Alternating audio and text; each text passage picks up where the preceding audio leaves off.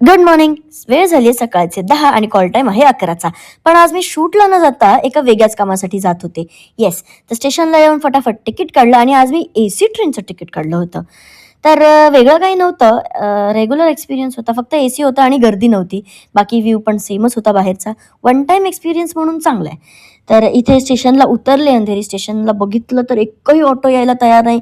Finally मला Uber ऑटोच करावी लागली आणि मग मी तिथे पोहोचले आणि पोहोचल्यावर मला कळालं की हे एक्झॅक्टली ओशिवारा मेट्रो स्टेशनच्याच शेजारी आहे. तर काय फर्स्ट फ्लोअरला इथे हा जो स्टुडिओ आहे, मेरविक पोस्ट स्टुडिओ, इथे आज मला डबिंगसाठी बोलावलं होतं. तर इथे येऊन बघितलं तर काहीच कोणीच नव्हतं. तर मग बराच वेळ वाट बघितली तर एक दादा दिसला. तो म्हणाला, त्याला विचारलं साऊंड रूम कुठे, त्याने दाखवलं. इथे ऑलरेडी सगळे पोहोचले होते. मी माझी स्क्रिप्ट घेतली आणि शेजारच्या रूममध्ये आले. येस, तर इथे होतं सगळं डबिंग. तर हे इथे माईकची सेटिंग करत होते सगळे आणि हा जो इथे मध्ये ग्लास आहे तो तिकडून इथे चांगलं कोऑर्डिनेशन करता यावं म्हणून. तर ओव्हरऑल एक्सपिरियन्स म्हणाल तर छानच होता. पण मी पहिल्यांदा करत होते त्यामुळे मला जरा प्रेशराइज्ड पण वाटत होतं. कारण शूटचं रेग्युलर कसं आहे, आपल्याला स्क्रिप्ट दिलेली असते, फक्त रीडिंग करायचं, डायलॉग्स पाठ करायचे आणि तिथे जाऊन कॅमेरा फेस करायचा, दॅट्स इट. पण इथे मला बघून बोलायचं होतं तरी मला दडपण येत होतं.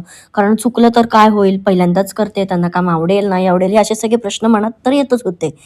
पण ॲज युजल मी माझं काम एकदम उत्तम केलं आणि त्या लोकांना सुद्धा माझं काम आवडलं होतं.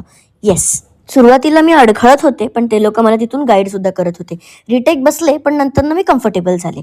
तर काम झालं आणि मग इथे शेजारच्या रूममध्ये येऊन थोडं त्यांच्याशी बोलले आणि मग निघाले. तर ओव्हरऑल एक्सपिरियन्स तर सुंदरच होता. आवडेल मला पुन्हा हे काम करायला. Thank you so much for watching.